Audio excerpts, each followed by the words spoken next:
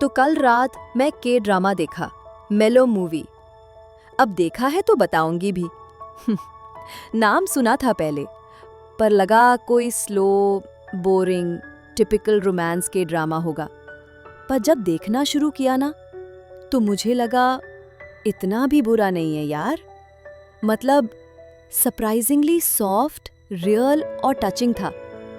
Okay, तो story revolve करती है एक लड़के पे, को ग्योम, जिसका रोल प्ले कर रहा है चो वू शिक, वही आ बिलवड समर वाला ऑकवर्ड येट क्यूट बॉय। इस बार भी वैसे ही क्वाइट, सॉफ्ट और थोड़ा इमोशनली लॉस्ट कैरेक्टर है। ग्योम एक ऐसा लड़का है जिसको सिनेमा से प्यार है, मतलब लिटरल ऑब्सेशन। बचपन से हर मूवी उसके लिए एस्केप थी, रियल दुनिया से, पेन से। फिल्म्स उसका कंफर्ट जोन थी। उसने एक्टर बनने का ट्राई किया पर फेल हो गया। फिर बन गया एक क्रिटिक, पर टिपिकल नहीं। उसके रिव्यूज में इमोशन होता है, सच्चाई होती है और एक दार्ड भी, जैसे हर मूवी से उसकी पर्सनल कहानी जुड़ी हो। फिर एंट्री होती कि मूवी की पार्क बोयम ने प्ले किया है and trust me she is phenomenal. नाम सुन के लगा था शी बी बबली और chirpy, but nope, she is the opposite. Controlled, guarded, emotional sponge type इंसान। वो फील तो करती है बट बाहर दिखती नहीं, बस छुप जाती है। उसके डैड एक फिल्म सेट पे मर गए थे और तब से उसने मूवी से दूर रहना डिसाइड किया। आयरनी देखो, अब वो डायरेक्टर बनना चाहती है, मूवी से नफरत के बावजूद। और दोनों की पहली मुलाकात एक फिल्म शूट पे। एकदम ऑकवर्ड और क्यूट। ग्योम एक्स्ट्रा होता है और मूवी असिस्टेंट डायरेक्टर। दोनों अलग दुनिया के हैं, पर फिर भी एक साइलेंट कनेक्शन होता है। ग्योम वैसे उसके नाम से ही अट्रैक्ट हो जाता है। Movie, poor guy. तो जब ग्योम और मूवी पहली बार मिलते हैं एक फिल्म शूट पे, उनमें एक अजीब सा कनेक्शन होता है। ना फ्लर्टेशन, ना ड्रामा, बस एक सॉफ्ट सा पुल। जैसे दोनों के दर्द एक दूसरे को पहचान गए हो। Unspoken but real. फिर एक सीन आता है, स्नोफॉल हो रही होती है और दोनों किस करते हैं। इतना ब्यूटीफुल मोमेंट होता है, soft, warm, silent. But suddenly Guillaume disappears.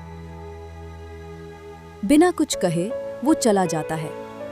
Ghosting, just like that. Movie टूट जाती है। लेकिन ऐसा नहीं था। उसका भाई को जून एक्सीडेंट में क्रिटिकल कंडीशन में था और ग्योम वो गिल्ट और पेन में डूब गया था। लेकिन मूवी को क्या पता, उसके लिए तो ग्योम ने इंटेंशनली उसे छोड़ दिया। और ग्योम, वो तो उस गिल्ट से बाहर ही नहीं आ पा रहा था। अब आगे जो एपिसोड्स हैं ना, वो थोड़े हैवी हैं, emotionally draining but so real. 5 साल बाद ग्योम और न्यूबी फिर से मिलते हैं, नए कॉन्टेक्स्ट में। ग्योम अब एक फेमस क्रिटिक है और म्यूबी एक रिस्पेक्टेड डायरेक्टर। प्रोफेशनल सेटअप है, lights, cameras, formal handshakes. But उस फॉर्मल के पीछे वो पुराना दर्द, वो अधूरा प्यार, सब कुछ जिंदा हो जाता है। ग्योम म्यूबी से बचने की हर मुमकिन कोशिश करता है, अवॉइड करना, नजर चुराना, ऑकवर्ड साइलेंसेस। पर डेस्टिनी, उसने तो कुछ और ही प्लान बना रखा था। कोजून के कारण ग्योम को नया घर लेना पड़ता है। और सोचो, कौन निकलता है उसका नया नेबर? हाँ, बिल्कुल सही पहचाना, म्यूबी। अब शुरू होती है नई नोक झोंक। वो तुम अभी भी वैसे ही हो वाली कॉन्वर्सेशंस, वो मैं तो बदल गई हूं वाली आंखों की बातें। टकराते हैं, संभलते हैं और कभी कभी थोड़ा सा प्यार भी कर लेते हैं। और फिर आता है वो मोमेंट, कोजुन, ग्योम का भाई, जिसकी वजह से उसने दुनिया से कनेक्शन तोड़ दिया था, उसकी डेथ हो जाती है। ग्योम लिटरली कोलैप्स कर जाता है, पूरा इमोशनल ब्रेकडाउन। पर मूवी वो कुछ नहीं कहती, ना सिंपैथी, ना I am sorry for your loss, बस साथ रहती है। एक सीन है जहां ग्योम क्वाइटली रो रहा होता है और मूबी बस उसके पास बैठी होती है। कोई म्यूजिक नहीं, कोई जूम इन नहीं, कोई ड्रामेटिक मोनोलॉग नहीं, सिर्फ साइलेंस। और उस साइलेंस में जो कंफर्ट था ना, दैट वाज रियल लव। वही तो असली प्यार होता है ना बोलने की जरूरत, ना समझाने की, बस साथ होना। मतलब ये सीन इतना रियल है ना कि तुम खुद को उसी सीन में महसूस करने लगते हो। ग्योम अपने ग्रीफ से डील करने लगता है। वो फिर से लिखने लगता है, अपने भाई की पुरानी डायरी पढ़ता है और खुद से सच बोलने की प्रैक्टिस करता है। मूबी भी पहली बार थोड़ा सा खुद को ओपन अप करती है। वो खुद पे थोड़ा सा भरोसा करना सीख रही होती है और दोनों एक नई जर्नी पे निकलते हैं, बिना एक्सपेक्टेशन, बिना लेबल्स, ना दोस्ती का टैग, ना प्यार का डिमांड, बस साथ चलना। यहीं पे एक और कपल की कहानी चालू होती है, सेजून और जुआ। पहले लवर्स थे, अब अलग हो गए हैं, लेकिन अभी भी उनके बीच कुछ अधूरा सा बाकी है। सेजून एक स्ट्रगलिंग म्यूजिशियन है और जुआ अब एक सक्सेसफुल राइटर। दोनों क्रिएटिव लोग हैं, पर इमोशनली अलग डायरेक्शंस में निकाल चुके हैं। उनकी स्टोरी पैरेलल चलती है और वो दिखाती है कि कभी-कभी क्लोजर भी प्यार का पार्ट होता है।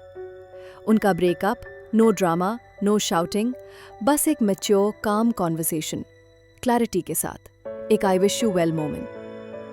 फाइनल एपिसोड में कोई टिपिकल क्लाइमैक्स नहीं है, ना ही कोई लाउड कन्फेशन, ना प्रपोजल, ना शादी, बस एक क्वाइट इवनिंग।